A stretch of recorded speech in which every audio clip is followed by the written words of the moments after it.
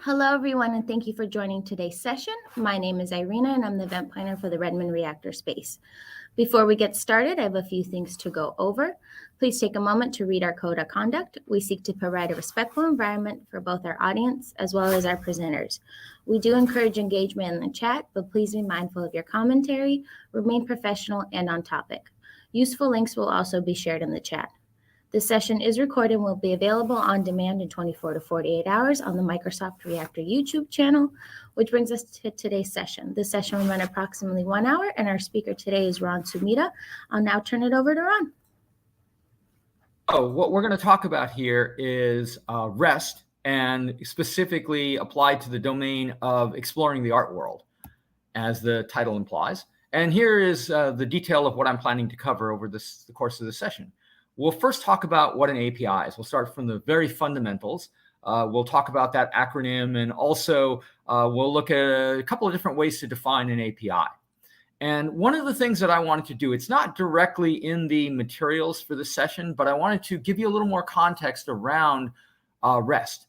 And I find a lot of people, even people who've been programming with REST for a while, often don't really know the origins of REST. So I want to talk a bit about that, looking at Microsoft's distributed communication history in general. So a little bit about my background. I've been doing Microsoft technologies now for over 25 years, starting all the way back to 16-bit Windows, where I did user interface programming on Windows 3.1. Then I did a lot of Win32, COM, started with .NET basically from the beginning, and I've been working with REST now for over 10 years.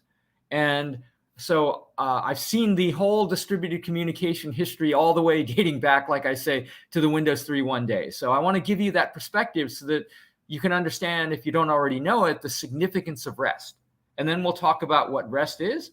We'll look at how to build a simple REST API by using JSON-server. And then we'll look at connecting and querying REST APIs that are external, ones that are publicly available. And specifically, this is where the art world part of this talk comes in. We'll look at the Metropolitan API, which is a wide open API that anybody could come in and make calls to retrieve information about what is in the Metropolitan Museum of Art. And then we'll also look at one that is a bit more closed off from a security standpoint, where you have to actually register and get an access key to use, and that's the Cooper Hewitt API. And then we'll look at authentication strategies as well along the way. Because one of the big issues when you have something like REST, which is done through making HTTP requests, as we'll talk about, is, well, what about security? I mean, if it's that wide open, obviously, if you are on the other side of that, on the server side, you'd want to be able to provide a certain degree of restrictions, perhaps, on what content people are allowed to get to, or also restrictions on how many calls that they can make in a second. So all of that is part of the authentication authorization piece of REST, and we will be discussing that in this talk. And then we'll look at accessing an API from a client application. Obviously, while you can test REST from a browser, since it's just HTTP, there are tools like Postman, and I'll be showing you Postman in this session. But ultimately, you probably want to know, well, how would I write actual code that would allow me to make a RESTful call? And that can be done from any one of a number of platforms and languages. In fact, if you look at the materials for the session, you'll see that they do have multiple different languages with client code for each one, showing you how to access a simple server. And I'll show it to you in C# and .NET, because since this is a Microsoft talk, I figure that's the most sensible one to use. But bottom line is, any platform and language where you can make an HTTP request, you can use that for programming REST theoretically. So first, let's start from the very basics of what an API is. Well, API stands for Application Programming Interface, and you can view it as a set of rules which represent a handshake between systems. And Burke Holland has this analogy. Burke Holland is a guy who works for Microsoft. In fact, I'll show you the link to the materials for the site. It's actually already in the chat, the session chat. But if you go to this web page and you start, and this at the very beginning has the learning objectives about what we want to do, which is learn the RESTful APIs, build your own simple API, learn the various strategies for connecting to external APIs, and then learning how to query 2 different museum APIs. So I'll go ahead and click on start here. And my goal is to walk you through what is in these documentation pages. But one of the things I'll show you fairly early on is they ask this question of what an API is. And this gentleman named Burke Holland has a video, here it is, that you can watch, which talks all about what an API is. And I'll summarize for you what he says here, but if you want to see the full story, go ahead and watch that video. But he uses this kitchen sink analogy, where the sink is an API between the consumer and the pipes that deliver the water. And the idea is that you don't need to know about the internal details of the pipe configuration, right? I mean, everybody probably has all used a kitchen sink, and you just turn the handle and the water comes out, but you don't really think a whole lot about the details of how that water gets from the processing plant to you. All that detail is abstracted away from you. All you need to know is turn the handle, water comes out, and that's the analogy for an API. So the API, the idea behind an API is this represents an interface between something that you want to consume and the producer side, but you don't have to think about the details of exactly what it takes for you to consume that resource. And it's a convenient way to interface ultimately between a user and an application. That's an API. Now, if you look at Microsoft's distributed communication history, and this is why, like I was telling you a moment ago, given how far back I go with working on the Microsoft stack of technologies, I pretty much seen this entire evolution through the years of how Microsoft has done distributed communication. And if you look at really early days, even before what's on this slide, you had sockets, right? Low-level socket communication where the communication between the client and server sides was done via just sending packets across the network. Now, the problem with that model is that if the client and the object side are not of the same platform and architecture, then you have the issue of, well, one side or the other side might have to fix up information that's in those packets. I'll give you an example of what I'm talking about. Things like the byte orderings, which can differ from one platform to another. If the byte orderings are different on the two sides, one side or the other has to make an adjustment, right? Has to reverse the byte ordering so that the other side can interpret the data correctly. So this is why higher level protocols came along. And a big one was remote procedure calls, or RPC. In fact, a lot of technologies in the early days of Microsoft's distributed communication mechanisms were based on RPC. And Microsoft had their own version of RPC called Microsoft RPC, or MS RPC.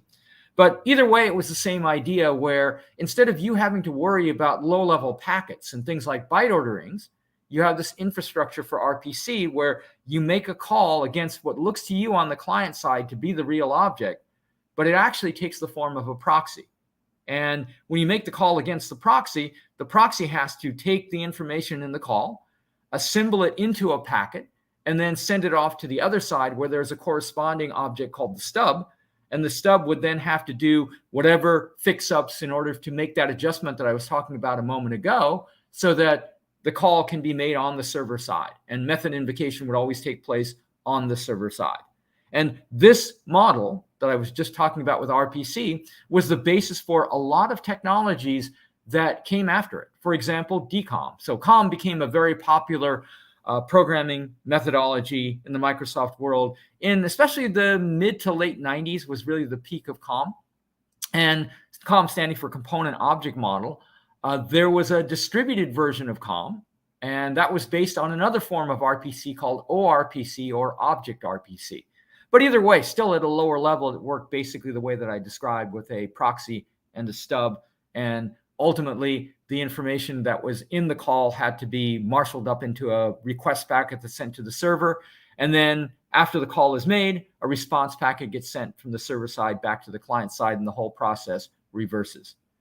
Now, when .NET came out, there were two main technologies for doing distributed communication, and those were remoting and web services. Remoting was a very limited technology in the sense of it only worked if both sides were using .NET. And that's one of the big reasons why remoting very quickly fell out of favor. It wasn't very generally applicable. But the advantage of remoting is you could do things like serialize to binary, which is a much faster form of serialization than serializing to XML or JSON. And it had the advantage, therefore, of if you knew both sides were using the CLR, using .NET going in, then using remoting had a speed advantage. But given its lack of widespread applicability, that's why it fell out of favor in favor of web services, which were much more widely used. And web services did not have that limitation. Both sides did not have to be using .NET, right? But web services, big problem with it is it used XML serialization generally, and it was very slow to serialize. Then Microsoft came out with .NET 3, and when they did, they came out with a major technology. One of the three major legs of .NET 3 was WCF, Windows Communication Foundation. And with WCF, they basically bundled all the major distributed communication mechanisms into one foundation. So you not only had technologies based on proxies, which, very commonly used, but also you had things like being able to do messaging with WCF. So there was all sorts of different protocols available, not just HTTP, but TCP was available with WCF. But I'll tell you the big problem with WCF, and I worked with that technology for years, did consulting on it as well. It was very cumbersome in terms of the setup of everything. Config files were really a bear to work with when it came to WCF. In fact, a lot of it came down to just putting tons of settings into config files and hoping that you got everything right. And if anything went wrong, it was very difficult to debug, which is why I saw some people actually write things programmatically as opposed to using config files, so that at least when something goes wrong, they could step through in the debugger. But WCF was a technology for about 5 or so years that was very dominant within the world of .NET for doing distributed communication. But a big problem with WCF, in addition to the complexity of the config files that I described, is just how heavyweight the whole thing was. If you were a client, you had to have, again, a proxy typically set up on the client side for most of the protocols with WCF. And that proxy is very heavyweight, and it required you to bring in a whole bunch of libraries that you had to work with in order for you to set up the infrastructure necessary to make the call. So the common thread that runs through the technologies that I'm talking about on the slide is how heavyweight they all are. They all require libraries. They're all very heavyweight. And one of the things that I remember learning when I was an undergraduate, one of the best professors I ever had told us 3 rules to remember for when we graduated. And one of those rules was simplicity, that the simpler the solution, and all else being equal, that tends to be the best solution. And this is one of the big things that I'm pointing out right on this slide here, which is the heavyweight nature of all these other distributed communication mechanisms. They require a special client-side library. They require setting up a proxy. Also, complexity.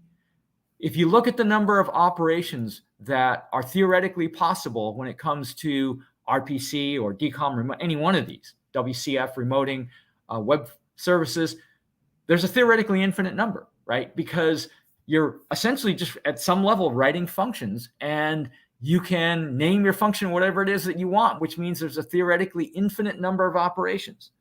Also, this is all very difficult to maintain. As I mentioned about WCF and configuration, there's a lot of configuration that's required to make it work properly.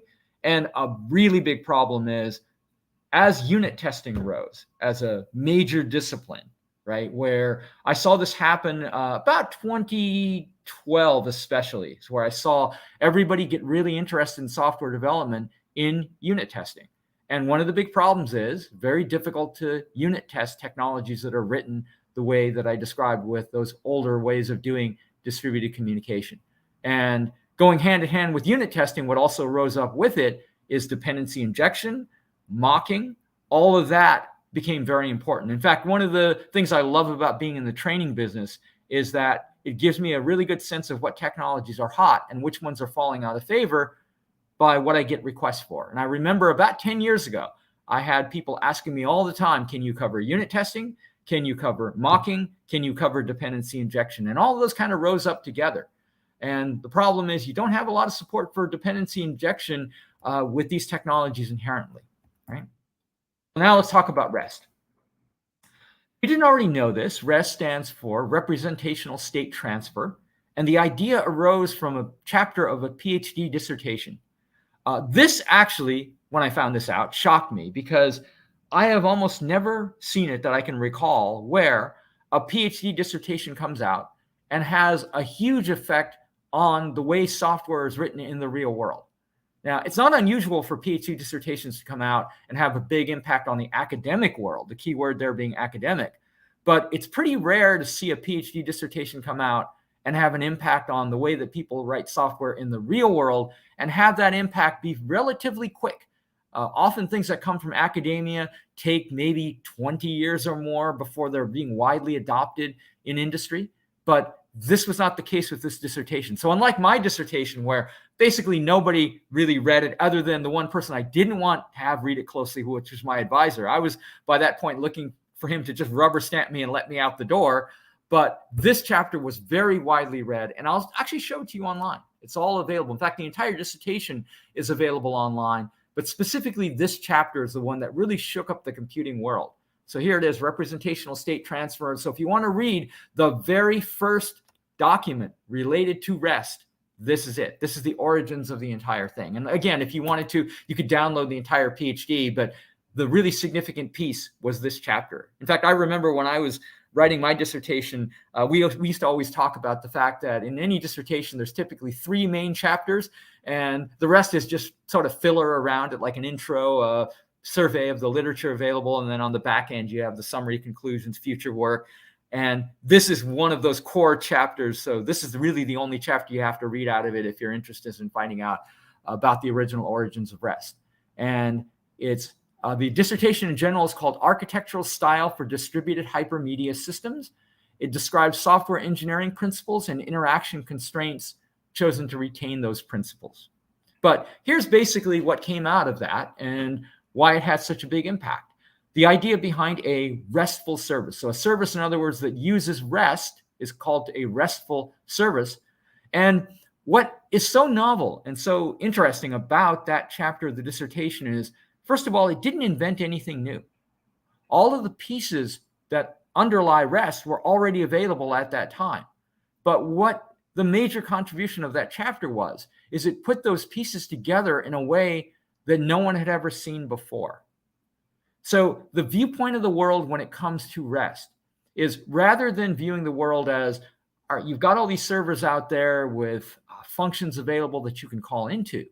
The idea here is you view the world of the internet as a set of resources that are each labeled by a unique address. Ron, Yes. sorry, we have a quick question, and it's, what's the difference between REST APIs and RESTful APIs? They're basically different terminology for the same thing. So yeah, this is where people get hung up on technology. REST API, RESTful API, either way, it's basically referring to the same thing.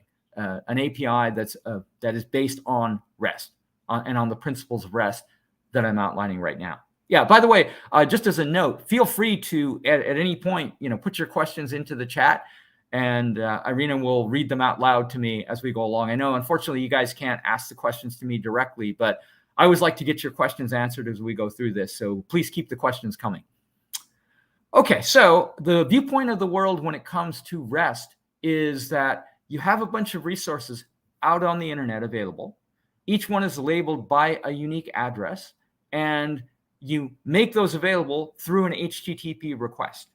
So it's a very simple model. And unlike the previous description of the other technologies for distributed communication that I went over, which involve bringing in a heavyweight library on the client side, which involves setting up a proxy on the client side, when it comes to RESTful services, about all you need is some libraries available to make an HTTP request, and that's it. You don't need any specialized technology libraries. You just need the ability to make an HTTP request. And the set of operations, unlike with RPC-based technologies, where there's a theoretically infinite number of operations, when it comes to REST, there's a relatively small set of operations, and those correspond to the verbs of HTTP. So get, put, post, delete, for example, those are the set of operations that you have when it comes to REST. And you read and modify generally in REST with a stateless protocol. So these are the big advantages of REST. It's lightweight. There's no special client-side libraries that are necessary. There's no need for a proxy. Just simply make the HTTP request. I emphasized a moment ago the importance of simplicity. And it's simple. There's a small number of operations that just correspond to a subset, actually, in reality. Not even the full set, the subset of the HTTP actions. And given the simplicity and lightweight nature of REST, it has a very minimal configuration, unlike WCF, which had huge XML configuration files that most people used. Either that, or you would have to use really set of complex library calls if you weren't using the config file. When it comes to REST, it's not like that at all. And you'll get a sense of this at the end of this session, where I'm going to show you writing some client-side code, and you'll see how few lines of code that are necessary. And I'm not even going to have to reference, I'm going to do it in C#, but I'm not even going to have to reference any NuGet packages, because all I'm going to need is basically there right out of the box if I create a brand new .NET C# project. All right, here are the instructions that we're going to be going over for the workshop. I just put the link there, and it's also in the chat for the session. And there's a link also I put into the slides for the survey. So when this session is over, please fill out the survey. So let's look first at how to build a simple REST API with a JSON server. This is a really cool project, JSON-server, that is available through NPM. And it allows you to create a full fake REST API in less than 30 seconds. Literally, you can do that. Let me bring up the doc page for the package that we're talking about, this JSON server package. And I literally just took the quote right out of here that says, get a full fake REST API with zero coding in less than 30 seconds. And it puts in parentheses, seriously. And that is true. You can pretty much do it in less than 30 seconds. We have one more question. Sure. To be considered a REST API, must the API implement an HTTP verbs? Sorry. Does it have to do it? No, sorry, HTTP what? HTTP verbs? Yes, you would need to specify one of the HTTP verbs that REST supports. Yes, and you got to be using HTTP, number one. And number two, the operations, like I was mentioning, is a subset of the HTTP verbs. So it would have to be in that subset that REST supports. Those are a couple of the constraints for a RESTful service. Thank you. And someone said great presentation. Thank you. Oh, okay. Thanks. Now, as far as how you set up the JSON server, this will take potentially longer than 30 seconds if you include the installation time. But we're talking in the order of a minute or two total for everything, if you include the time to do the install. You need to grab the package for JSON server, and you can do this through NPM. If you haven't worked with NPM or you're new to it, then I got to tell you a little bit about how to get NPM. You get that through the installation of Node.js. So here. And this is, well, that's Microsoft Azure. Now you go to Chrome where I can search with Google search. There we go. And here's Node.js. So the one that came from the Bing search was Microsoft bias. I want to go to the general Node.js page here, and you can download Node.js. Once you download Node.js, you'll have NPM. So I already had this on my machine because I do a lot of work with open source technologies, and I've been doing for UIs for the last about 8 years or so, a lot of JavaScript, TypeScript, Angular, React. And so that's why I had to install Node, because of my work with all of those technologies. I do a little bit of everything basically these days. And here is the spot where you can, for Windows, download either the LTS or the current version of Node.js. I'll just tell you the quick story about the difference between these. When they say recommended for most users, if you're going to work with Node, NPM, any of those for production, I would go with this one, the LTS one. If you want to use the latest and greatest features and you're not worried about like a production ready build, then you probably want to go with this one, the current release.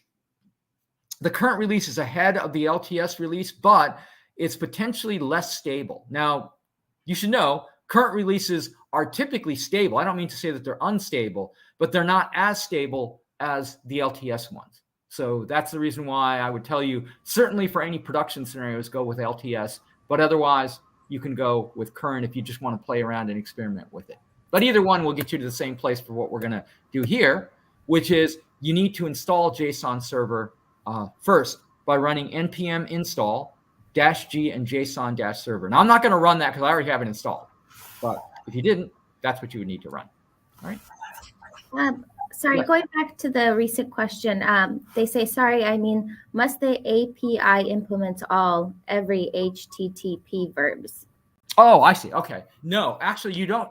When you implement a RESTful API, you don't worry about so you don't have to implement everything, number one.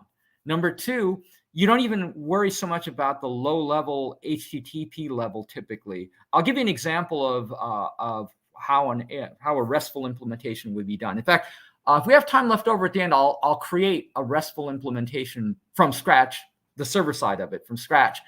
The common way that you would do it, for example, I'll take ASP.NET, the ASP.NET world. What you would do is you would write pretty much normal ASP.NET code, but you put attributes in for each one of the HTTP verbs that you want to support. Basically, what you look to do is map an HTTP request for a certain verb with a certain verb to a method that you would write in .NET and C# if you were writing this in ASP.NET, right? So that's what's involved. And by no means do you have to implement everything, but you do need somewhere a mapping between the verb that comes in the request and the method that you put into your code that corresponds to the implementation. In other words, what you want to do when that request comes in. So for example, if it's a GET request, you might put an attribute called HTTP GET on the method that you want executed when a GET request comes in. Similar thing for a PUT. If a PUT request comes in, you would have a method that corresponds to it. You would tag that with an attribute called HTTP PUT. This is if you're doing it in ASP.NET, right? And by the way, I should just give you a little bit of terminology. In the ASP.NET world, when you write a RESTful service, the technology is called Web API. You use Web API as Microsoft's implementation of REST. By the way, I'm being a bit Microsoft-centric here when I talk about the implementation of it for a couple of reasons. One, that's the world I normally live in, like day to day, is the .NET world. But two, because this is a Microsoft session, I'm being a little bit more biased toward the Microsoft side of things. But again, there are multiple ways you could do a RESTful implementation, and by no means does it have to be done in ASP.NET. By no means is this a Microsoft technology. Web API is a Microsoft-specific technology, but RESTful implementations in servers in general are by no means Microsoft-specific at all. All right, but you would need to do some equivalent of what I described if you are on another platform. Okay, now let's go and actually create our RESTful server by using JSON server. I'm going to do this with Visual Studio Code, so I'm just firing up code right now. I will tell you, code is a development environment I really love. Whenever I do any work that is not C# and .NET, this is what I use. I use code as my development environment. Actually, it's not quite true. C++, I also do it in Visual. I do it in Visual Studio. I use Visual Studio as opposed to Visual Studio Code for C++ and C# development. However, having said that, if you forced me to work with Visual Studio Code for all development, I would be perfectly happy to do that. And the reason why is there's extensions for just about every technology that you would want to work with. You can use code as a development environment by getting the corresponding extension.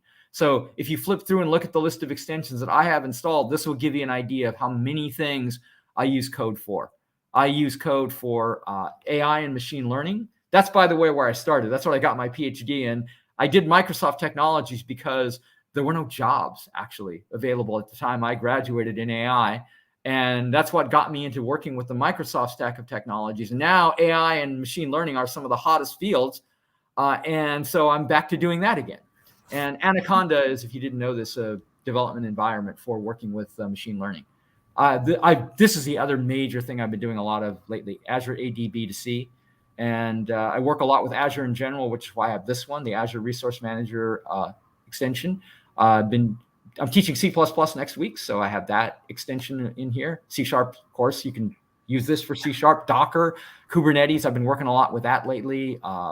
Python, PowerShell, all these things. I mean, so anyway, the point is. Sorry, we have another question. What is the difference between Webhook and web server? Webhook and web server. Let me show you. So here is Webhook. This is, in fact, this is from the SendGrid page. By the way, SendGrid is great. I use the SendGrid's technology. So Webhook, here we go. It's an API concept growing in popularity. Let me see. Let me find there. Here we go. A webhook is this, also called a web callback or HTTP push API. It's an ideal way for an app to provide other applications with real-time information. So this is more for the real-time scenario, as opposed to like REST, which is not intended to be real time. That's what you're looking at with a webhook. All right. So depending on what your priorities are, you might need to look to use some of these other variants for APIs. Okay, let's get to bringing up a terminal from within code. And one of the reasons I love code is that it has a built-in terminal like this. And what I'm going to do is I've already created the demos folder on my machine. And in here, I'm going to show you there's no content in this demos folder right now. But we are going to create in it a db.json file. This is going to be the set of resources that we want to make available through our RESTful APIs. So I need to create a file, and I'm just going to steal that right out of the slide right there, and put that into a file that I'm going to call db.json. So that is step one. Because you have to have obviously some data that you want to serve up if you're creating a RESTful server. So I'm going to come in and do a file open folder to that demos folder, C:\demos, and then I'll just point Visual Studio Code off to it, and then we're going to create a brand new file, and we're going to call it db.json. So that's right here. You can click on this little icon for a new file, db.json, and then I'm just going to take the content that was from the slides, stick that right in here. This is just basically a set of items indicating, again, it's related to the art world, an item, the artist, the collection, right? The details of this don't matter, but just notice that there are 4 items in here. And keep in mind the fact that there are 4 items in here, because that's going to be very significant for the very end of this session. All right, I'm going to go to the View menu again, go to Terminal. And if you were just doing this from scratch, you would have to run the command that was on the previous slide here, npm install -g json-server. However, since I already have it installed, and by the way, the -g means global, so that means that you're globally installing it on your machine, and now you can just come in and run the server with this command. And that command should be known at the level of the command prompt there. So I'll just go ahead and run it. And right there, it indicates that it's listening on port 3000. You can check this by going to a browser. This is how you can verify that it's working okay, is that you got everything set up okay, just by going to localhost 3000. And you see it does say successfully running your JSON server.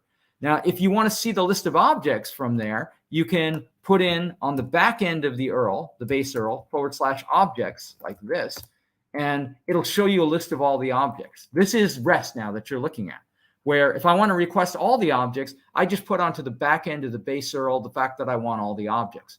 If I want a particular object, then I can put onto the back end of this the number of the object. Like if I want object 1, I would make a request looking like that, and now I just get object 1. If I want object 2, I can put a 2 on the end, and I get object number 2, and so on, right? If I want object number 4, same thing, and now I have object number 4. So what we're doing is we're making a GET request to the RESTful service that we created here, and excluding the time to do the installation and the time to set up the db.json file, that was literally less than 30 seconds. So you can see how easy it is to set up a RESTful service and play around with one by using the mechanism that I'm showing you right here.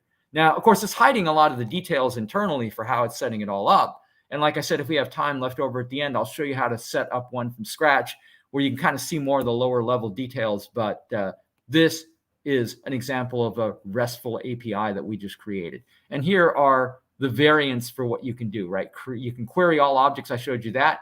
Query an object by an ID. This is the pattern for the URL. I'll show you also that you can query an individual search item by name. So I'm going to just bring up that last URL there, like this, and stick that into my browser session here and show you that this query is querying specifically by this name. And I'm not even going to try to pronounce that. All I speak is English, so I would embarrass myself with the way I'm pronouncing that. But this is an example of another thing that you can do with REST. And notice the pattern of how you would make that query. You would use a query string parameter indicated by the question mark and then say item equals and the name of the item. By the way, if you don't know this, %20 represents a space, right? It's actually the hex number for 32, which is the number that's assigned to represent a space. All right. So that's a very simple REST API. Now, I want to tell you a bit about the 4 major parts of a REST API call. There's the endpoint. So this is a very commonly used terminology when it comes to REST. That's a route that the data traverses to the web page. That's represented by an URL. There's the method, which is the HTTP action I was describing to you earlier: get, put, post, delete. There are the headers. Now, this is something we're going to be talking about pretty extensively coming up in the next few minutes, which is how is security managed when it comes to REST? Particularly, how is authentication and authorization info specified? Typically, that's sent in through the headers of the request. And then you have the data itself. That's the JSON object that you're sending from the API to the server, and ultimately the user or client's going to receive that, as you were seeing in that simple REST API that we created a moment ago. All right, let's look at a real-world API first, and then I'll show you where particularly the headers and authentication and authorization come into play. This Metropolitan, yes? Oh, sorry, one more question. When should we use GraphQL or OData to queue our REST apps? GraphQL and OData. Let me save that for a little bit later on. Maybe I'll save that question toward the end of the module so that I can, cover those other things, because I want to lay out the fundamentals first, and then we'll get to the other bits, some of these other questions outside of the direct domain that we're talking about here. Thank you. Sure. Okay, because I haven't even gotten through the fundamental concepts yet. This is partly why I figure I might as well just lay this all out, and then at the end we can, and remind me, if I forget, remind me to cover some of these other questions about things that are not directly in the session here, but somewhat related to what we're talking about. Okay, so I want to show you this Metropolitan, but by the way, keep the questions coming, and feel free to keep interrupting me with the questions as well, because that's important, but I'm just going to defer a few of them, the ones that are not directly related to what I'm discussing right now. One more just came in, Yep. And it says, is SOAP completely replaced by REST? Actually, SOAP and REST are no. The short answer is no. And SOAP is, the idea with SOAP is that it's basically a way of packaging up what's sent from one side to the other, right? And with SOAP, you would, for example, web services use SOAP pretty extensively. You would serialize out to XML, and then you would have a SOAP envelope around everything. I'll tell you, it's more the case that SOAP in general has fallen out of favor, and along with XML, and in favor of JSON serialization. So typically now people serialize to JSON, and that's what is sent. Now, one misconception I want to clarify, and the reason I'm answering this question right now is very much related to what I'm directly talking about. You saw, in fact, the results that came back here. The information is coming back in JSON format. You can have a RESTful service that does not use JSON. It's not required that you use JSON. You can return back data in XML and still be RESTful. All right, so that's somewhat of a misconception. A lot of people associate REST with JSON. Well, that is the common combination. It's certainly not required. All right, now in terms of SOAP, SOAP is typically using XML. XML in general has fallen out of favor, and along with it, SOAP has fallen out of favor. Right, so just to give you the overall context. So the combination that you see used today, for the most part, in the real world, is you write RESTful services to do distributed communication, assuming you're happy with using HTTP. And that's number one. And then number two, you serialize with JSON. But again, that serialization requirement is by no means a requirement for being RESTful. In fact, the reason I say that is back when I first started working with REST, it was in the WCF days. And that was before Microsoft came out with Web API. And I used to show people how to write RESTful services using XML as the serialization format. So the underpinning, one of the big underpinnings of SOAP, which is, usually you serialize to XML, that's still kind of living on, but it's not, it's falling out of favor is the bottom line. Okay, so now I want to get into this Metropolitan API. The title of this talk, and by the way, I didn't write the materials. I mean, I wrote these slides, but I did not write the whole set of instruction pages that you were looking at here. I think I have it up on a different browser tab right here.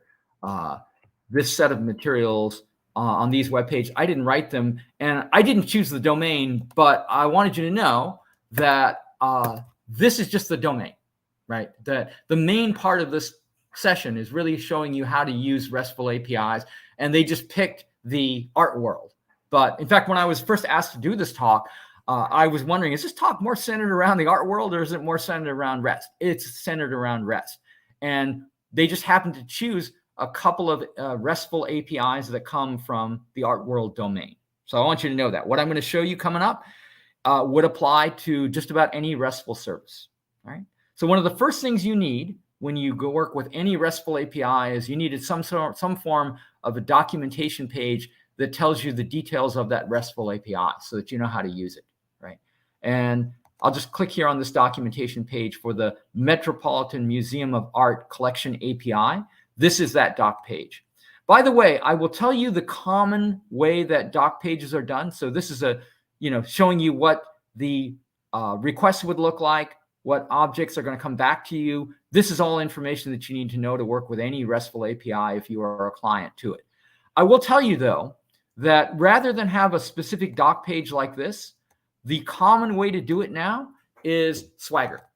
There's a technology called Swagger. This isn't really so much mentioned in the materials, but Swagger.io is where you can go to a page. And again, if I have some time, I'm going to create a RESTful service from scratch and show you that, for example, if you use Web API and the projects in Visual Studio for creating them, they will give you a Swagger page right out of the box.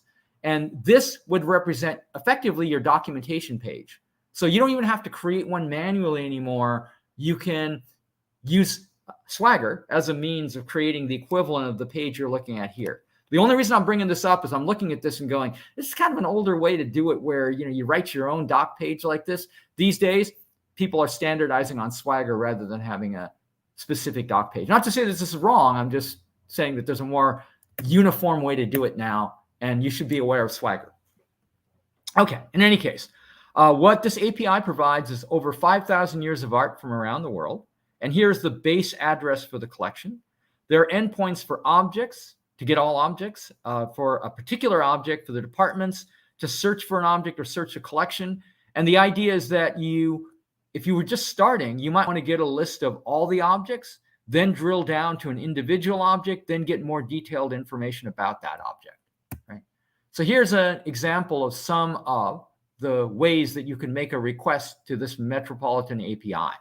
So there's first getting a list of the departments. So let me show you that. I'll just click on the link there, and that takes me to where I can see all of the departments like this, right?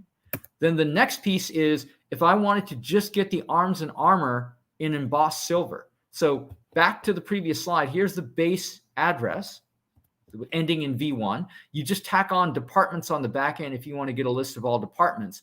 If you want to search, then you can put in, again, a query string. You need to put in search on the back end of the base address, then question mark indicating the query string parameters, and then you would indicate the department ID. So now that we know the list of departments from the previous query that we made to get all the departments, and here's department number 4, if I find, well, I'm really interested in arms and armor, then I would look here and say, okay, let's drill down and find more information about arms and armor, right? Now that I know that the department number is 4. So here's how you do the search. You could say department ID equals 4. And if it was embossed silver specifically that you were interested in looking at, you can make the query by saying Q equals embossed silver or whatever search term you want to look for. And when I make that request, now you can see I get 37 total objects that are related to that search term of embossed silver in the arms and armor department. And then if I wanted to drill down into a particular object from there, I could make a query looking like this, which is, again, base address / objects / and then whatever that object ID is. And let's do one of these. So I'm just going to get this address into the browser. It's not going to work yet. Oh, it's not going to work yet because I haven't specified the specific object ID.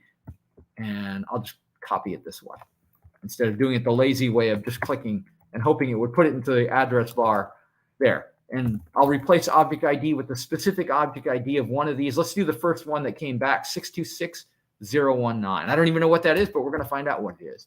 626019. And when I hit that, now you're seeing all the detailed information about that particular object. So this is an example, if you have an API, how you can drill down progressively and see the information first of all, about what departments are available.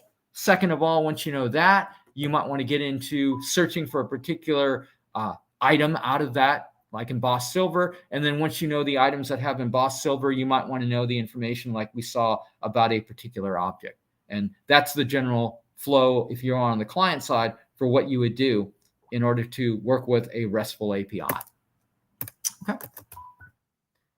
So let's talk a bit about REST authentication, because that's about all I'm going to do with the Metropolitan Museum of Art API. We're going to be looking coming up next at another API, which is the Cooper Hewitt API. And the reason why I need to talk a bit about security and authentication and authorization is you saw a moment ago that Metropolitan API is wide open. Anybody can come in and make calls against it. In fact, it's actually surprising that they would make an API like that just widely available to everyone without needing to at all do any sort of authentication or authorization. But this is one where the Cooper Hewitt one is one where you do have to at least get a key in order for you to be able to make calls into it, right? And so that forces me then to talk about a bit about security when it comes to REST. So two major terms when it comes to security: authentication and authorization. Authentication is about verifying the identity of the user, just to review. Authorization is once you've verified the identity of the user, then it's a question of what can the user do? What are they authorized, in other words, to do? So you got to authenticate them, then you've got to authorize them to do certain things or not. Now you saw the Metropolitan API didn't require any authentication. I never signed in. I never got any keys, but that's rare. Most APIs require an authorization info to be passed in the header. And here are the four major schemes for REST when it comes to security. In fact, I looked through and found, last night I was perusing a bunch of websites to find the best explanation I could of the major schemes used in REST authentication. I came across this, and I actually put a link to it in the slides. This is a great article, blog article, about the four most used REST API authentication methods. And so if you want to just read up on a quick summary of what's available, I would go to that article. All right, but I'll summarize it for you here. There's basic authentication, where you pass a username and a password in a request header, which is then encoded in base 64, and they convert the username and password into a set of 64 characters, hence the base 64 encoding. The advantage of basic authentication is it's very simple. All it does is use the HTTP header. There are no complex handshakes between the two sides, but here's the big problem.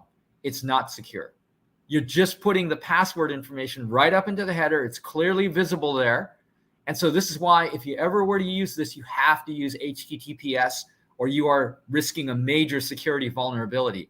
Because if you use an HTTP, anybody can just, with the network sniffer, can look at that packet being exchanged, see the information and what's in the header, and they now know your password. So you never want to use basic authentication over anything but HTTPS. In fact, I wouldn't use this in general, because generally it's not secure. There's bearer authentication. This is pretty commonly used, where you use what are called bearer tokens, which is a form of a security token that's generated by the server in response to a login request. And the reason why it's called a bearer token, and here's the direct quote, it's to give access to the bearer of this token. And this allows access to a resource or to an URL. And it's basically, if you look at a bearer token, it's a very cryptic string. In fact, if you use like the browser to look at the network traffic being exchanged in scenarios where the server side is using bearer authentication, you'll actually see this, an authorization header that has a bearer key and then the actual token. And the token will just look like this big old cryptic string. I mentioned I do a lot of work with Azure AD B2C. In fact, I'm working on a consulting project right now. I've got one up in production. That's been my life for the last year and a half. And a large percentage of my life has been working with authentication, and particularly in AD B2C. And when I teach the B2C course, I actually show this. I actually show how you can look at the network traffic being exchanged and see a bearer token. But in any case, you don't need to know all that detail for this discussion here. Big thing to know is this is another way to do it where you're not sending a password in. But again, this has to be done with HTTPS to be safe, because you're up to the same problem that anyone with a network sniffer can look at the authorization header, see the bearer token, and once they know that bearer token, they can send that in a request, making it look like it's coming from you, and they can get access to things that they shouldn't be getting access to. API keys are another technique. These are uniquely generated values that are assigned to each first-time user. And they're typically generated from like a combination of the hardware info and the IP data. They're used to recognize a user then on a subsequent access. You make a subsequent access, then they can recognize it by the key that's sent in. And the keys are passed. And this is a big problem with API keys. There's not a consistent place where they're passed in. Now, the worst place to pass an API key is in the query string. You've seen query string examples in this talk, right? Going back to here, this is an example of a query string right here. What's the problem with that? If you're sending in a key, because anybody can see it, right? That if they can just see the URL even that you're hitting, they will know your key. And that means they can use your key. And the right place to pass it in is in an authorization header. This was the proposed standard, but in practice, people pass it in the query string, they pass it in the body, they pass it in a number of different places. And this is the big problem with API keys. They are not secure. They can be used by anyone who intercepts it. And again, if you're going to pass it in, don't ever use a query string. But the advantage of API keys is they're simple. And then here's the big one, OAuth 2. This is much more secure and powerful than any of the other options. It provides scopes that can restrict access to different parts of the API service. So this is effectively allowing them to combine authentication and authorization, right? Authentication, remember, is about identifying who the user is. Authorization is about being able to restrict access maybe to different parts of the API service. Well, given the fact that you can provide scopes that restrict access to different parts of the service, that means that effectively you can do authorization as well as authenticating the user with this. This is how it works. The user logs into the system. System requests authentication, usually in the form of a token. The user then forwards the request to the authentication server. The token is provided to the user and the requester if they're authenticated. And this token can be checked independently of the user. You can limit the scope and time validity. This is why I was saying that effectively you can do authorization with this because you can limit the scope. And then there's a layer on top of OAuth 2 called OpenID Connect. And this allows them to verify the user identity and obtain even user profile information, right? And when I say verify user identity, I mean end-to-end verification of user identity. So that's OAuth 2. And of all the options I've laid out so far, this is looking like the best of the options if you had to pick one that you were going to work with. If you were developing like your own server, then this would be the way to do it, is to use OAuth 2, the modern way to do it. And so that's a quick summary. And again, I pointed you off to that Google page, the Google blog page, if you want to know more detail. And then from there, you can even drill further in. Like I've actually read some of the specs on OAuth 2. If you really want to get low level with it, that's where you would go, is read the official spec for OAuth 2. All right, but for our purposes here, what I want to show you is using this Cooper Hewitt API, which provides access now to a different museum collection, the Smithsonian Design Museum Collection. Now to use this, and this is why I was covering this security bit with REST, you have to create an account. And here's where you would go to do that. Now I'm going to give you this caveat from my experience in using this website.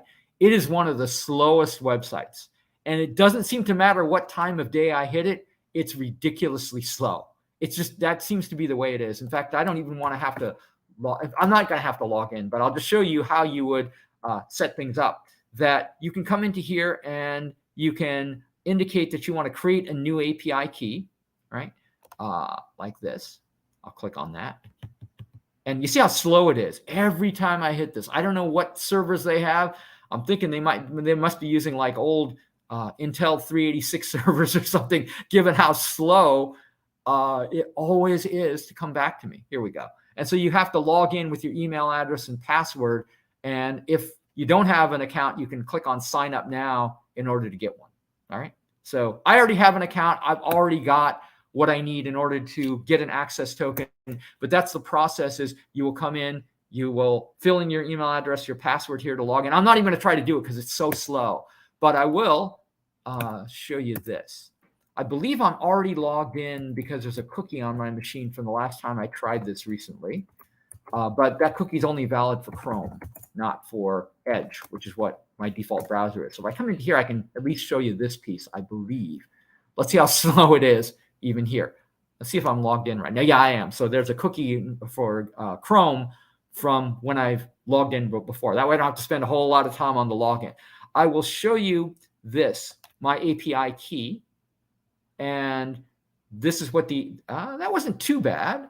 All right. And yeah, here's the API key demo token right there that I created.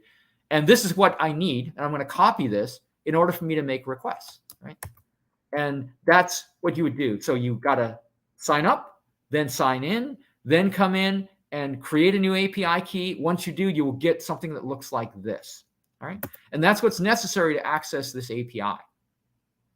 And so that's why I say this is restricted now. This effectively is going to create an access token. This is which will be used to monitor and limit your access to the API. And why is it important that they limit the access to the API? Well, one thing they want to avoid is the denial of service attack.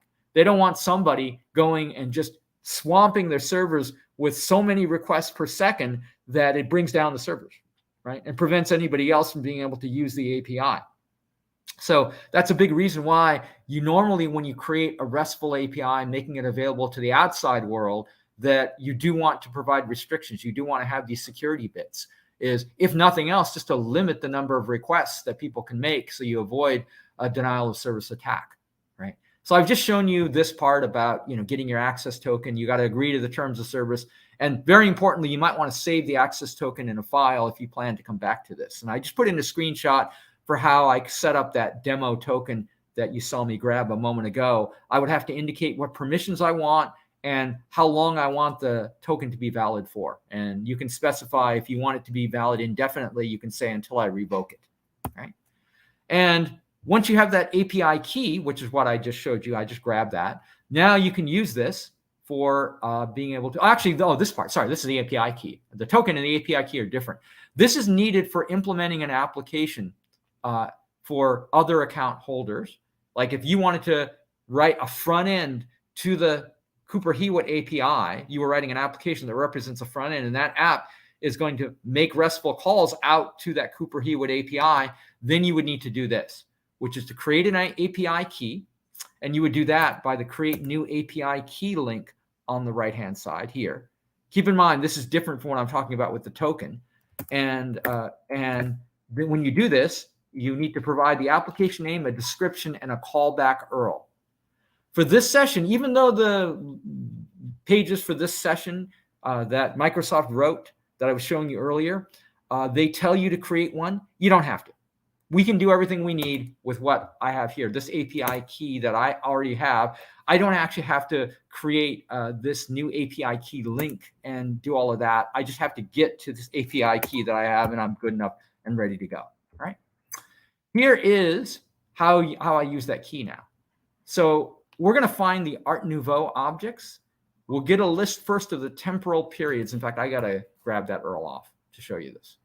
And I'll show you where I put the access token. By the way, I'm conflating two things there. I should be a little more clear about what I was mentioning. There's the access token that you need, right? The API key is something you don't need in order to access the Cooper Hewitt API here. All right, so it's the access token that I need to fill in right there. And even though it's labeled here, it says API key, it's kind of conflating the two on the website.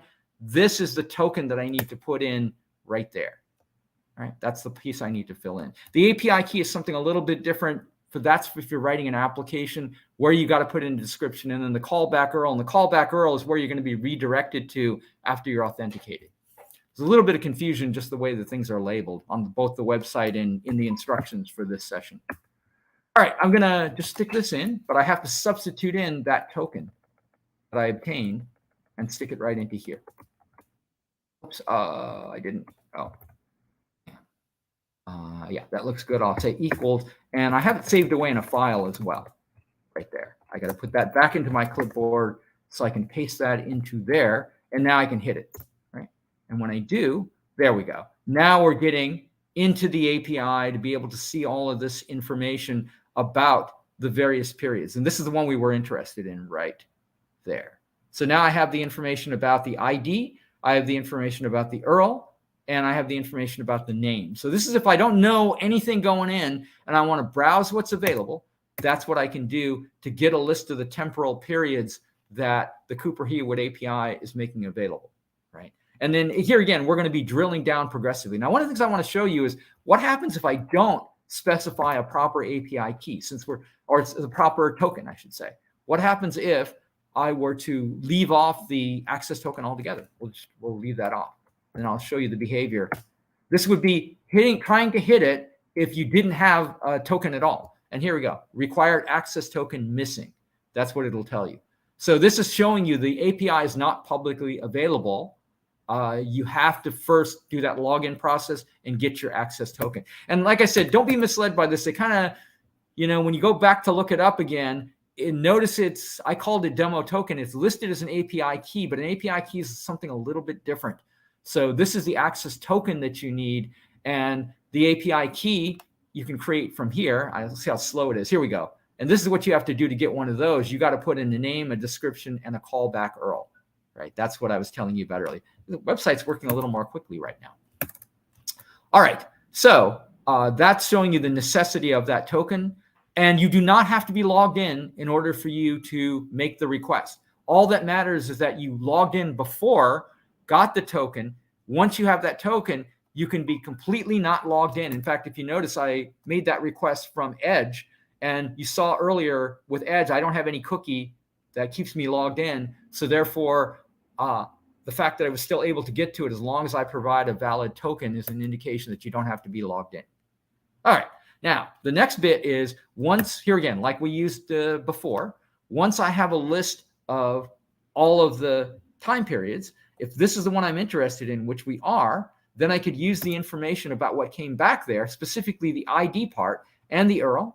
And then there's the name. I use the name to match the period I'm interested in. Then I can drill down into that period like this by putting in the base address once again. There's my base address, /periods, / and then that ID. And I'm going to hit that. And then that will show me the details of this time period. And I'm not a big art guy, so for me, I can't tell you much about the art details. I can't tell you how to get to the art information, but I just don't know a whole lot about art history or anything and these time periods. But if you're into this, you might love this. Like my brother was really an art history fan, would get all excited about this sort of bit. He wouldn't care so much about the API part. He would care more about the domain bit. Okay, one of the last things that I want to show you is, and it looks like I will have time to do it. I'm going to show you two last things. One, how do you access this API in a full-blown client application, right? And then the other part I want to show you is how to write a RESTful service from scratch. I was saying I wanted to demo that. I think I'm going to have enough time to do it. All right, the standard way to access an API and to test it, standard tool is Postman. This is a wonderful tool, by the way. You can get it from if you're on Windows, you can get it from the Windows Marketplace, but it's available, just straight away on the internet. In fact, I'll just show you that website for where you can go. Postman, HTTP. I'll just Google for that. That's good enough to get me right here.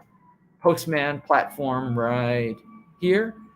You can use it either through a web page, but now they're trying to force you into getting the desktop app, I've noticed. It's a more recent change.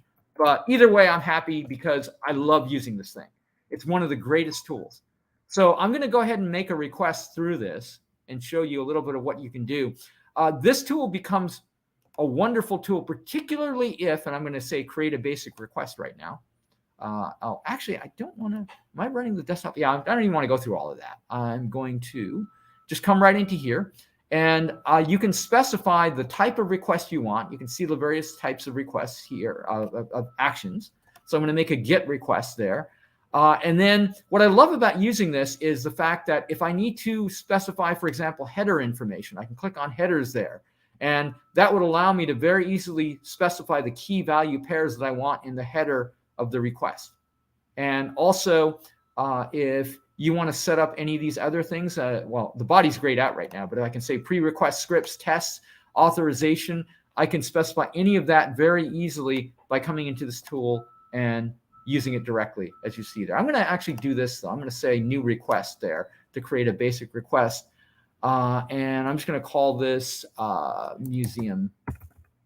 Doesn't really matter. All right. I'm not even going to, I probably have to put some make a museum request. Right. And select a collection folder. I don't really want to save this. I don't even want to create. This is odd that it's forcing me to do all of that. I don't even want the history or collections, really. I'm wondering now, am I using the right app? So it's a little bit different from what I was remembering. Yeah, because it's bringing me, I think they might have changed something, actually, because this is overkill for what I want to do. I'm looking to do something really fast. All right, let me just save that, and that's good enough. Okay, yeah, get request is what I want. I'll just put in the URL for my get request. All right. But anyway, this tool, fantastic tool, because it allows you to set up things like the information that you're sending in. I don't have a whole lot to send in on this request. I'll just do this with my token. I don't really need a whole lot else other than to just stick the token in there. There's my access token. And I'll put it right into there just to show you making one request with this. And then I'll just click send like that.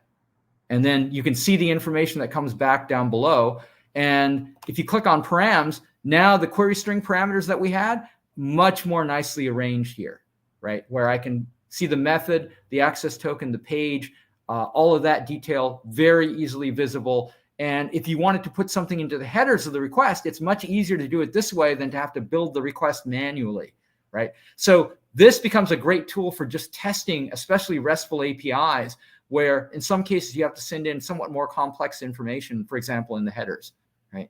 In fact, to give you an idea, I was just literally using this tool yesterday in a consulting project I'm working on where I had to call a RESTful service from my B2C implementation. And when I made that call, I had to send specific info in the request headers. And I just came into here to configure it, hit the RESTful service and tested it from Postman before I wrote the actual code in B2C to make that request there. So that way I could verify generically, can I hit that RESTful service? So that should give you an idea, first of all, how ubiquitous REST is. Yes, I am using it in the real world. And second of all, how useful that Postman tool is. Okay, now let me tell you a bit about how to write client-side code. They have in the pages, and I'm going to leave it up to you to go through the instruction pages that I was showing you earlier. Not there. Let me close up a few of these browser tabs that I have open here. This set of instructions for building an API, one of the steps is accessing it from a client application, and they have JavaScript code. So let me show you that page. I'm just going to get to there really quickly. Right here. Here's the top level page. And it's toward the end. They have this piece, which is to use the libraries there. This is where I am. And notice that you can choose between C#, Python, PowerShell, JavaScript. This reinforces what I was telling you earlier. All you need to be working with is some platform or language that allows you to make an HTTP request. But because this is a Microsoft session effectively, I'm going to show you the Microsoft technology, which is to use C# for accessing the client-side application. Here's the code for it. So I'm going to make that same request that we were doing a moment ago, but I'm going to do it in C#. I'll go to Visual Studio 2022, the latest version of Visual Studio. I'm just going to create a simple console application that does the equivalent of what we did a moment ago from the browser and from Postman. So I'm going to create a new project. I will specify under the project templates that I want a console application here. I'm going to click on next. And then I'll specify that this is going to be, let's see, RESTful client demo. That's what I'll call it. Not that it matters for the name, but that's what I'll call it. All right. And I'm going to do this from .NET 6, the latest version of .NET. What I want you to notice, if you're familiar with C# at all, is that I'm not going to have to include any NuGet packages. This code is straight up using the, in fact, while I'm waiting for that to create, I'll show you what the code looks like. It's using the straight up .NET APIs for HTTP client using the HTTP client class. And then we're going to use it in conjunction with with forming an HTTP request message, where here's the get instruction where we indicate the verb, and the request URI, which is I'm going to have to fill in my access token there. And then we just call this one call, client.sendAsync with the request. That will give us back an HTTP response message. We'll check the status code to make sure it's successful, and then read the response content by calling response.content.read as string async. Once we have that, we'll dump that out to the console window. That's all this code's going to do. Very simple. Okay. So very simple, very straightforward. I'm going to get into the code in Visual Studio here. I'll replace what they gave me for the hello world with the code from the slide there. And then I'm going to stick my access token right into here with the saved access token there. And that is it. It's good to run. This is how simple the code is and how easy it is to write a RESTful client. And this is what I was saying at the very beginning of this module. You compare this to technologies like WCF or web services, where I'd have to bring in a bunch of heavyweight libraries, in some cases reference NuGet packages. I don't have to do any of that here. And you see it is working. We are getting all that info back in this client-side application, and it's just half a page of code or so. Very simple to write a client. Okay. Now, one last thing as far as the materials, the session materials go, they have a little bit of a section on this, which is what about writing to an endpoint using a method? So back to the server that we wrote. The publicly available ones, of course, are not going to allow you to write. But this one, the one that we created at the very beginning of the session, we're coming back around full circle now, does allow me to write to this db.json file because it's mine, right? It's mine. It's just a simple little toy service, but it's a good illustration of how I can actually write to a service. So I'm going to do another demo. I'll put this into a separate one. Console app again. I'm going to call this RESTful client write demo. And I'll show you the code for that. You have to set the HTTP verb to post now. You need to set the content type header value to application/JSON, and then pass the stringified JSON object container that you want to write to the db.json file. So here's what's going to happen. We're going to pass in an additional item in the list of objects here. Right now I have it up. The server is up and running. The server needs to be up and running to do this, by the way, and that makes sense. But what you're going to see when I run the code that I'm going to bring in from the slides is there'll be a fifth item that is added to this db.json file, and it's going to add it dynamically. So this is just telling you you've got to run the server first. You got to set these settings that I've already gone over, and here's the code for it.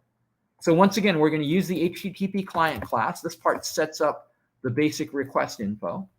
All right. I don't even need any key for this, but here's the payload. We're going to add another item, item 5 in. Here's the item name. And again, I'm not even going to try to pronounce that or try to pronounce, well, Renoir. I can at least say that. Here's the artist. You will see this literally added in to this file once I run this code. All right. So here's the request with the post. There is the URL. You saw that at the very beginning. Localhost/objects, and we're going to specify the string content as the payload. Content's going to be payload. There's the encoding UTF-8.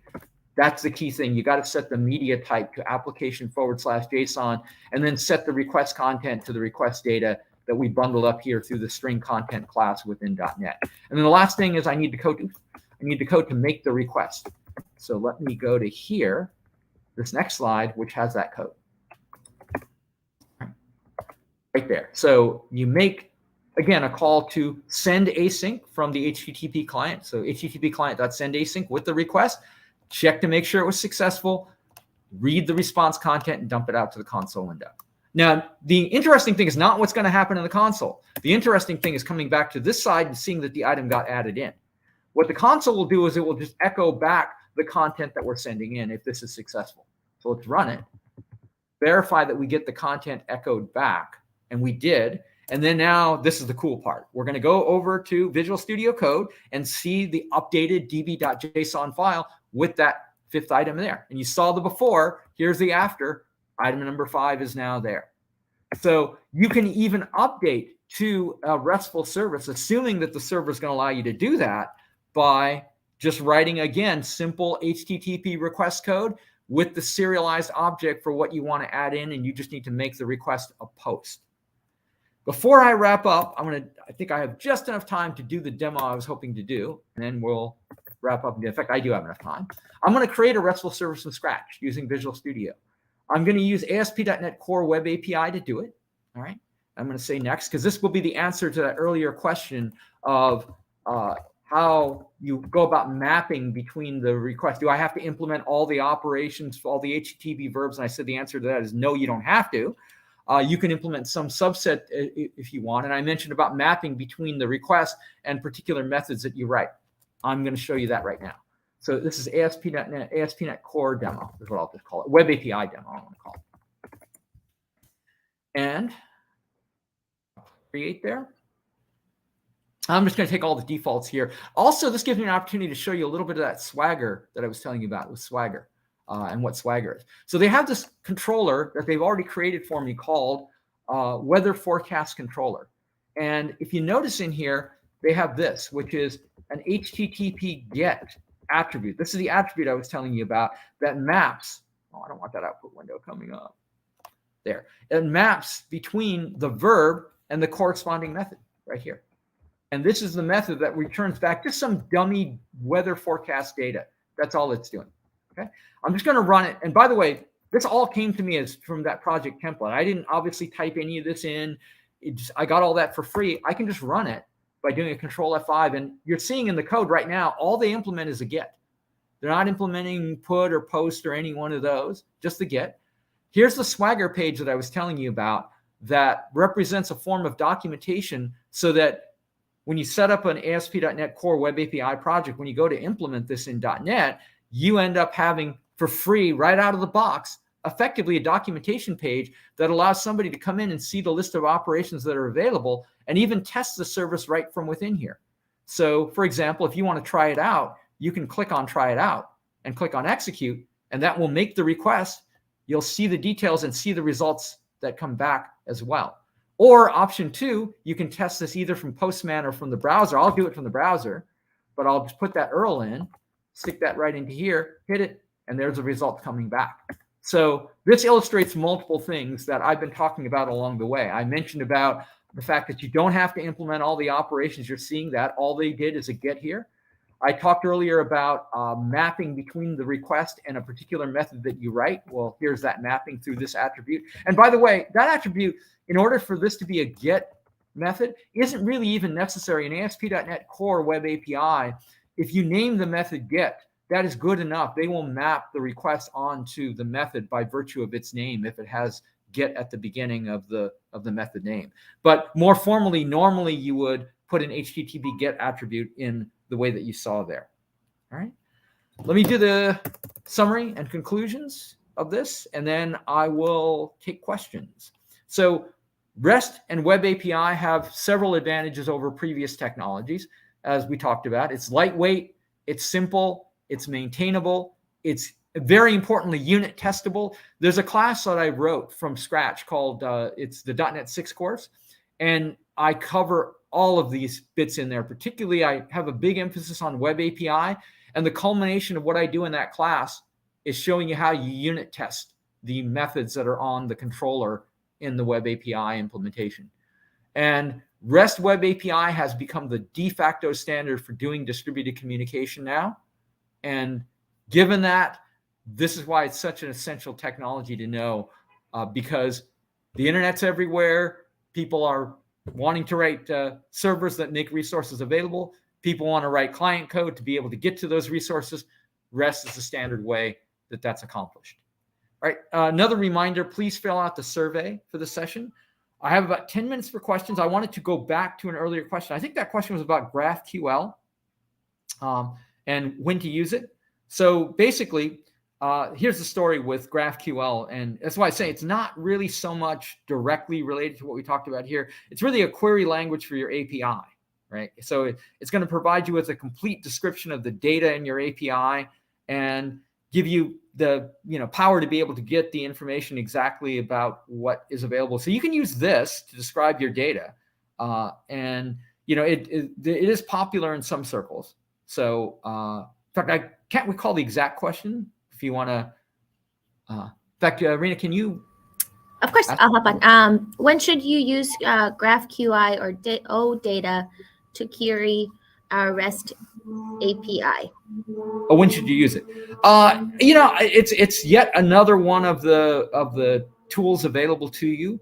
I would say, you can use it or one of the other tools for doing the equivalent.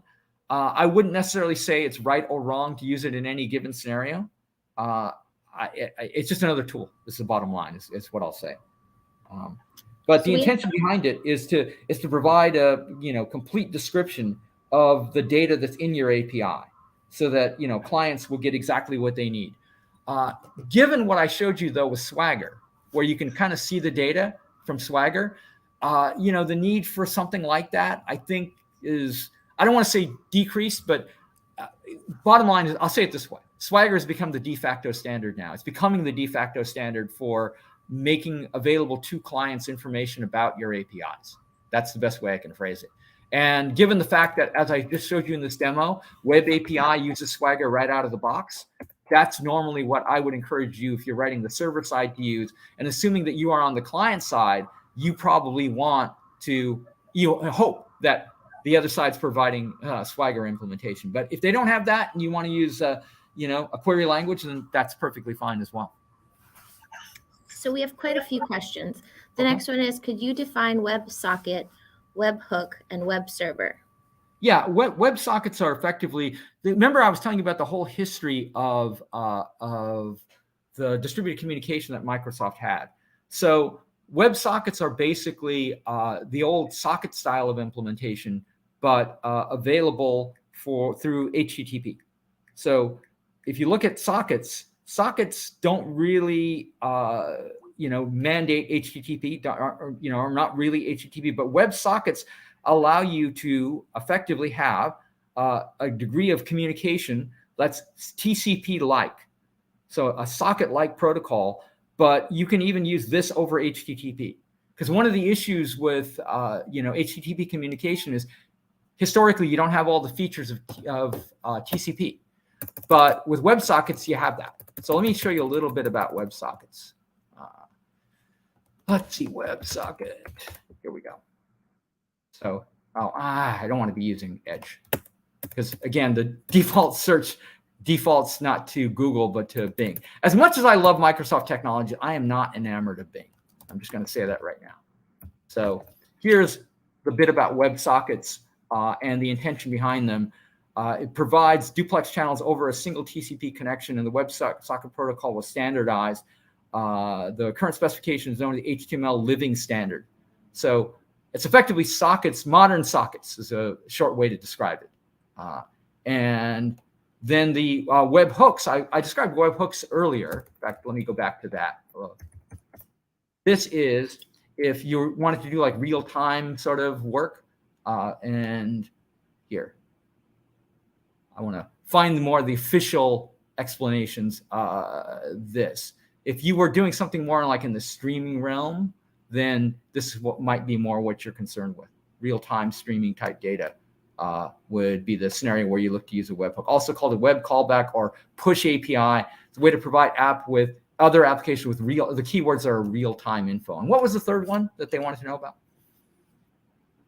WebSockets, webhooks, and was there another one? I'm sorry, I muted myself. Web servers.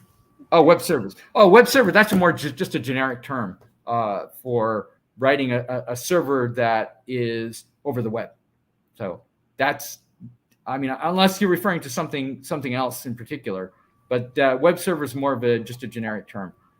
Software that uses basically HTTP and whatever other protocols responding to client requests over the web. That's a web server. And the next question is, what is the current best solution for authorization and authentication? What I showed, OAuth 2, OAuth and OpenID Connect. Those are the main technologies that I would say are your best practice solutions. So back to the slides for a moment. What I went over here is this one is the one you want to choose. This one combined with typically OpenID Connect. Like when I do Azure AD B2C, we're using both protocols, OpenID Connect and OAuth 2. But that's the modern, and in fact, as indicated on the slide here, much more secure and powerful than any of the other options. So that's really an indication that's your best practice. Next question is, which options do we have for web communications today, like SignalR, WebSockets, etc.? Okay, let me talk about that. If you were, here's my advice. If you're going over HTTP, and you're delivering resources back to clients, use REST. If you need a protocol other than HTTP, then my advice, SignalR. Because if you're in the Microsoft world, because the thing that's missing from REST and Web API is you don't have TCP, you don't have some of the other protocols. If you need any of those other protocols, standard Microsoft way to do it is to use SignalR. And then the next one is, do you have any recommended resources for Swagger significantly? Yes, the best place to look initially is the Swagger.io page that I was pointing you to. For this one, swagger.io. That's the good starting place to look at. Also, given how Microsoft is bundling this into Web API, assuming you're going to be working with Web API and using Microsoft stack of technology, you might want to look at Microsoft's documentation on Swagger, because since they are putting so much weight behind it now, here's the doc page for ASP.NET Core Web API documentation with Swagger and Open API. This would be a good place to at least get started with more of a with more of an explanation. And then on the left side here, you can see some of the details, getting started with Swashbuckle, getting started with NSwag, the Open API tools. So at least come to this page first, and then you can look at the links on the left-hand side to find out further, links to further information. And then along the way, as you read these doc pages, they also link other resources that are well worth looking at. But a good integration, assuming you're going to write your app with ASP.NET Core Web API, which is the way I do it, as you saw from that demo, then there's a couple things you need to know. One, you got to know, first of all, what Swagger is and some of the details of it. But two, you have to know how this code integrates with Swagger. And I'll just show you a little bit of where that integration is. One of the problems is I don't have the ability to ask you guys some of the details of what you're working in. But there is, in this project, it's some startup code that, let's see. Oh, they refactored it now, so it's a little bit trickier. Normally what you would have, I'll just describe it to you. It's a startup class. This is .NET 6, so they've changed a little bit of what's in the project template that they're giving you. But bottom line is there's startup code. That startup code initializes the registrations for dependency injection, and it's in there that they have some of the default Swagger code. But here's the reference right here in this file, the program.cs file, where it's that call right there. Builder.services.add_swagger_gen. That is the program.c, the one line of code where they initialize the Swagger for you. This is hiding a lot of the details of what they're really doing under the covers. And then there's this part, which configures the HTTP request pipeline to set up the Swagger middleware. They're using middleware. This is how they're bringing Swagger in. You would need to look at the details of these calls. Swagger and Swagger UI. Swagger UI is to bring up that web page. This just adds the Swagger middleware in general. This adds the Swagger middleware for the web page itself that you were seeing come up when I ran this initially, right? These are the calls you would need to understand to really understand how they're bringing Swagger in. The good news, though, if you don't mind doing this, is ASP.NET Core is all open source. So if you want to know the details of these calls, you can go and read the source code. And I've actually read the source. It's very readable. You would think, oh, something as big as ASP.NET Core would be daunting to try to read the source code. It's very well organized and generally pretty readable. So if you really want to get to low-level guts, that's the place to look. And I think this might be the final question. Can you please explain what a CORS arrow is when trying to use an API? A CORS arrow? Is that what? CORS. Oh, CORS. Oh, CORS. Oh, sorry. A CORS error? Is that? Correct. Oh, a CORS error. Oh, yes, I can explain that. Sorry. I thought it was course. I was going. I'm sorry. No, it's okay. It's fine. It's just I thought it was some term I'd never heard of. CORS. Okay, I'll tell you the CORS issue. CORS stands for Cross-Origin Resource Sharing. And the issue there, and the reason why you'll get the error is there's a problem potentially if you are using a client-side web application, right? So in other words, you're like in a browser with some JavaScript. It cannot make a cross-domain request. So JavaScript running client-side is not able to make a cross-domain request by default unless it's approved by the server. And the reason for that is it's to prevent a very well-known attack, which is cross-site request forgery. I got to tell you a little bit about how the attack works to explain why they have cores in the first place.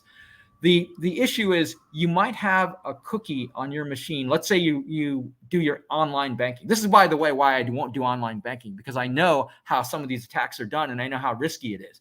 If you go and log into your bank to like transfer money or to make deposits or withdrawals or whatever, there's a cookie there, so you don't have to re-authenticate every time you post back to the server. So they put a cookie on. Now, the issue is if a hacker could get you to run their JavaScript code, then and they happen to get lucky and you have a cookie to your bank, then they could make a request to your bank and drain the money out of your account. Now, the obvious question is, how do they induce you to run their JavaScript code? Well, and how do they know who you bank with? If they can hack your email. They hack your email, they know who you bank with, right? So that one's easy if they can hack it. The second thing is, in terms of inducing you to run their JavaScript code, they might send you an email that says, please click this link, right? And this is why I always tell people, never click on a link in an email unless you check the origins of that link. In fact, you might just want to take a blanket policy of never clicking directly on a link in an email. Look at the URL, make sure it looks like a clean URL before you click on it, or better yet, just copy the URL and put it into a browser and take a close look at it instead of clicking on it. Because if you click on that link and it is not what it appears to be, it could effectively be running a hacker's JavaScript code. They then make a request out to your bank because you got the cookie right there on your machine. That request will go right through because as far as the bank knows, you're authenticated, right? So a protection against this is cross-origin resource sharing. They don't allow JavaScript code to make a cross-domain request. That's a blockage to prevent the attack that I just described. That's what CORS is for. And that's why you sometimes get a CORS error, because you might be running JavaScript code that is trying to make a cross-domain request, and the browser is inherently going to block it. All modern browsers pretty much will block cross-domain requests, but that's what a CORS error is, and that's why you have to be careful. And that, incidentally, is why I won't do online banking with any of my accounts that have high balances in it, and I encourage all of my friends not to do it either. It's just too risky. While the browser will protect you with CORS, it's still, to me, too risky knowing some of these attacks and what it is that hackers can do. So I just refuse to do it altogether. So one more question. Is JWT a good option for authorization and authentication? JWT a good option for authentication and authorization. In general, I would say for JWT is more just the token, right? You're talking about JWT authentication. Okay. Generally, I would advise. A couple of things. One, for authentication and authorization, the protocols that you want to look to use are what I just described: OAuth, OID, OpenID Connect, OID. Those are the two main protocols that you want to look to use. Now, there is that JSON Web Token protocol, which is like this proposed internet standard, right, for creating data with an optional signature and encryption, which would hold the JSON payload and some other claims. But as far as authentication goes, the real protocols you want to look to use there, you're looking at OAuth and OID, OpenID Connect. Yeah. Not what was it? Java? Was it Java Web Token? Is what they were saying? Or they just wrote JWT. Yeah, JWT. Well, that's just really the JSON Web Token. That's not really what you use for the authentication. It's not like a protocol for authentication, to my knowledge. It's more of the token that's used as part of the authentication process. And the JWT is what normally, if you're using like an identity provider, it's a JWT that the identity provider sends back as a result of authenticating the client. Like, for example, when I do B2C, B2C is an identity provider, and what pops out the back end of a whole B2C flow is a JWT. But as far as the authentication part goes, that's done through OAuth and OID. So the real question is WT a competitor for OpenID and a auto? No, not really in terms of protocols that to my knowledge. I do not see that as being like a competing protocol. And the correction for JWT was JSON Web Token. JSON Web Token, yeah. And the JWT, like I said, is really what pops out the back end of the authentication process that is normally done through OAuth and OID. Some form of a combination of those, but the JSON Web Token is really what is returned back with all the claims in it. Unless there's something in the question I'm missing. This is where, if whoever wrote that question, if you want to put into the chat a follow up on if I'm misinterpreting your question. While we wait, we have a couple of people saying thank you. They love the session. Brilliant session, very impressive and enjoyable. Thank you. Thank you, Dr. Ronald. It was awesome. Oh, thank you for saying that. I appreciate that. So we're still waiting. Please fill out the survey. I would appreciate it if you could give comments, both positive and negative, about the session. It's always good for me to read that. While we wait, if it's well answered. It was their response. Okay, good. I want to make sure. It's a little hard when I can't directly, ask somebody for clarity on what they mean. But okay. If there are no more questions, we do have a Reactor survey we would love everyone to fill out. It's just for feedback. It's if you want to hear any topics in the future, just anything. We'd love to hear what you have to say. The link can be found in the chat. And for this specific event, the event code is 15874. We just want to thank you, Ron, for joining, and thank you everyone else for joining as well. Okay, thanks a lot. I appreciate it. Thank you. Have a great one. Okay, you too. Bye, everybody.